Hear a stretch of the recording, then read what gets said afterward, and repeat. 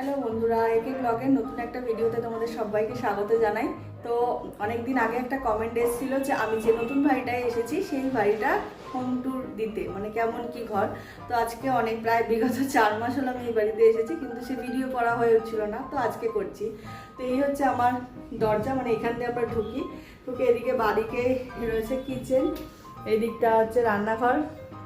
রান্নাঘরটা আপাতত গোছানো, যা হোক মানে খুব সুন্দর করে গোছানো নাই, কাজ চালাবার মতো গোছানো রয়েছে। এখানে এইদিকে একটা সেলফ রয়েছে, এখানে সমস্ত কৌটো কাটাগুলো রাখি।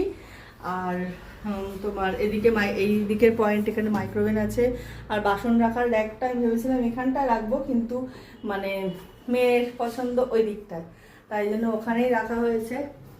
আর এইদিকে রয়েছে জানালা একটা, তার সামনে আমার এই ওয়ার্ড্রপটা রয়েছে, এটাই মেয়ের ড্রেস পোস্ট থাকে মানে যেগুলো সবসময় পরে সেগুলো। তার পাশে রয়েছে ডাইনিং টেবিল। আর এই দিকে আমার এই শোকেসটা রয়েছে, এই শোকেসে ফটো আছে আর কিছু কাঠের জিনিস আছে। স্পেস, এই জায়গাটা অনেকটা খোলামেলা জায়গা রয়েছে। এদিকটা দেখো, মানে কি রান্নাঘরের বাদ দিয়েও এদিকটা আমার অনেকটা জায়গা রয়েছে। ডাইনিং টেবিল রেখে, ওয়ার্ড্রপ রেখে, আর এটা জুতোর র্যাক, মানে জুতো এখানে ভালো জুতোগুলো এখানে থাকে, বাইরে থাকে রোজকার যেগুলো পরি সেগুলো। তারপরে চলে আসে এদিকে ডাইনিং দিয়ে, এই যে এখানটা হচ্ছে বেসিন, আর বেসিনের উপরে রয়েছে একটা হেল্পের মতো, এখানে ওই টুকিটাকি ব্রাশ টাশ এসব থাকে। তারপরে রয়েছে এটা বাথরুম। তারপরে এদিক দিয়ে গিয়ে এই একটা বেডরুম, বেডরুমের সাথে আর একটা অ্যাটাচ বাথরুম রয়েছে, এটা আমরা ইউজ করি না।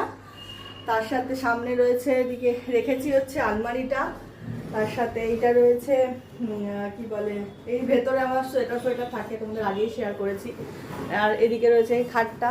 আর এদিক দিয়ে বেরিয়ে বারান্দা, আবার ঠিক মানে বারান্দাটা লম্বা, এদিকে একটা কাঠের ইয়ে রয়েছে, এদিকে একটা রয়েছে, এদিকে বাসন কোসন থাকে, আর এদিকে মেয়ের সবসময় পরার ওই মানে ঘরের জামা কাপড় পরা থাকে। এদিক দিয়ে সেকেন্ড ঘরে আমি আবার ঢুকে যাচ্ছি, এখানটা মেয়ের ঘর। এদিকে রয়েছে খাট, আর ডান ওদিকে রয়েছে শোকেস, আর তার পাশে ওর বইয়ের র্যাক। আর এদিকে রয়েছে ড্রেসিং টেবিল।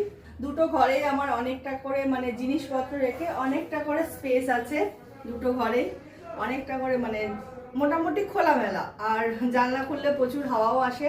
তো আমার পুরো হোম ট্যুর তোমাদের সাথে শেয়ার করলাম, কেমন লাগলো তোমরা কমেন্টের মধ্যে জানিও। একটুখানি দেরি হয়ে গেল, তো চলো টাটা।